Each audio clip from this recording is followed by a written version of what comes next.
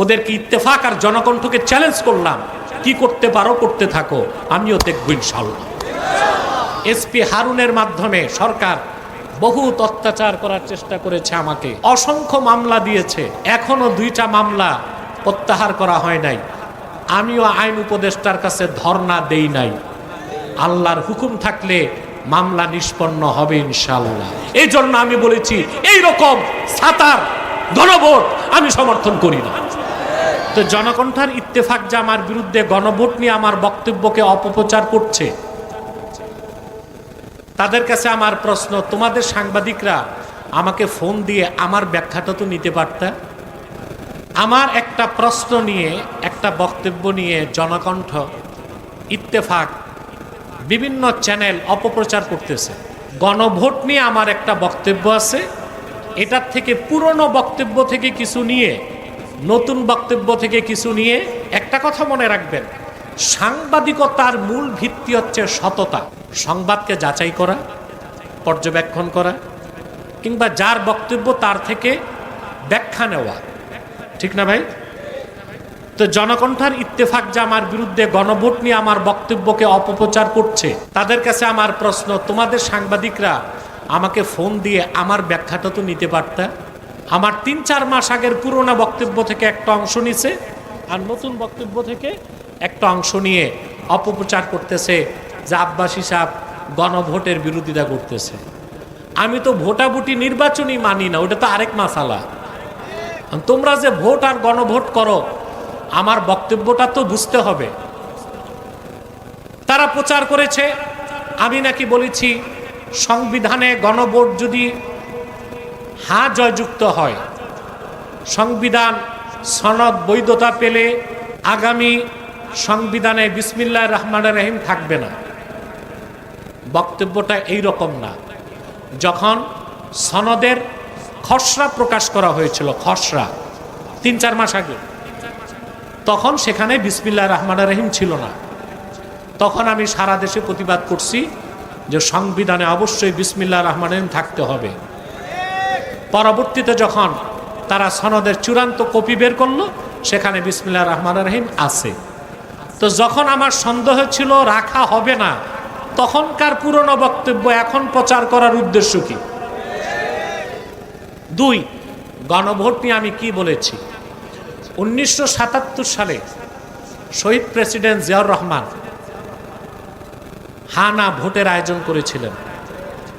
তারপরে 5ম সংশোধনীর মাধ্যমে সংবিধানের মধ্যে একটা কথা লিখেছিলেন যে বাংলাদেশ রাষ্ট্রের মূল নীতি হবে সর্বশক্তিমান আল্লাহর প্রতি আস্থা ও বিশ্বাস। এটা আপনারা চান না? বর্তমান সনদে এটা নাই। এটা আওয়ামী লীগ আমলেই 2011 সালে তারা বাদ দিছে। তো যখন 2011 সালে আওয়ামী লীগ বাদ দিয়েছে, তখন কি আমরা আওয়ামী লীগের বিরোধিতা করি নাই? আমার চেয়ে বেশি অরাজনৈতিকভাবে অনেক মৌলবী আওয়ামী লীগের বিরোধিতা করে জেল খাটছে, নারী কেলেঙ্কারির অপবাদ পাইছে, আবার রয়ের পয়সাও পাইছে, এগুলো আমরা জানি। কিন্তু আমরা 16 বছর আওয়ামী লীগের বিরোধিতা করেছি রাজনৈতিক উদ্দেশ্য নয়। কোরআন সুন্নাহ বিরোধী যে কোনো সিদ্ধান্ত শেখ হাসিনা বা তার সরকার নিয়েছে, আমি মাঠে তার প্রতিবাদ করেছি।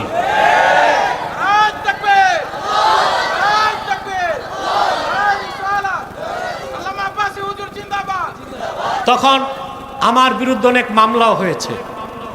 সবচেয়ে দুঃখজনক, আইনমন্ত্রী উপদেষ্টা আসিফ নজরুলের কাছে পৌঁছেছে এখনো নারায়ণগঞ্জে এক জালেম ছিল, লুটেরা ডাকাত, আপনারা চিনেন। সে এখন দেশ ছেড়ে পালাইছে। সে আমাকে কম কষ্ট দেয়নি। এসপি হারুনের মাধ্যমে সরকার বহুত অত্যাচার করার চেষ্টা করেছে, আমাকে অসংখ্য মামলা দিয়েছে, এখনো 2টা মামলা প্রত্যাহার করা হয় নাই। আমিও আইন উপদেষ্টার কাছে ধর্ণা দেই নাই। আল্লাহর হুকুম থাকলে মামলা নিষ্পন্ন হবে ইনশাআল্লাহ। আমাকে হত্যা করতে চেয়েছে, গুম করতে চেয়েছে, আমার উপর গুলি করেছে, বোমা বর্ষণ করছে, এগুলো আপনারা 16 বছর দেখেছেন। আমরা প্রতিবাদ করেছি ক্ষমতার মোহে নয়, দ্বীনের স্বার্থে। তো 11 সালে যখন তৎকালীন ফেসিবাদী সরকার এই কথাটা বাদ দিয়েছিল সংবিধান থেকে, আমরা তো তখন সারা দেশে আন্দোলন করছি।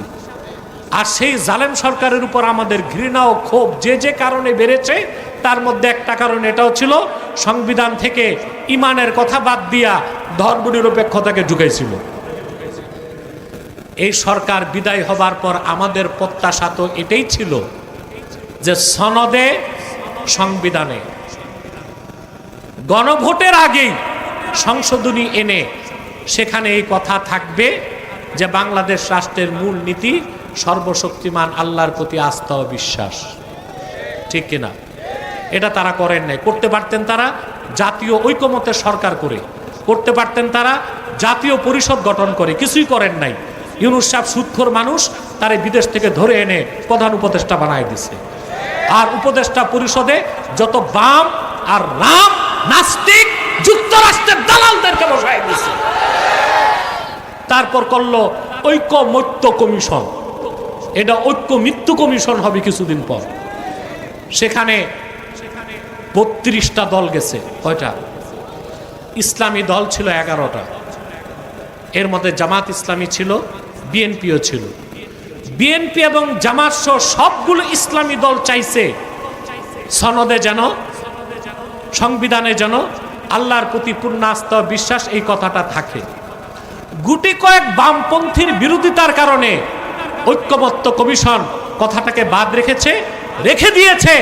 আগামী সংসদে পরবর্তী সরকার মন চাইলে আল্লাহর প্রতি আস্থা ও বিশ্বাস কথাটা সংবিধানে রাখতে পারে। এখন আমাদের কথা, ফেসিবাদ বিদায় নিচ্ছে, রামবাম নাস্তিকরা ঘাপটি মেরে আছে, এই 2-4টা ব্যাঙ্গের বাচ্চার মতো লাফায় বামপন্থী, তাদের বাধার কারণে তোমরা 11টি ইসলামী দল এবং বিএনপি অন্যান্য দল বামপন্থীদের কথাটাকে কাউন্টার দিতে পারলা না।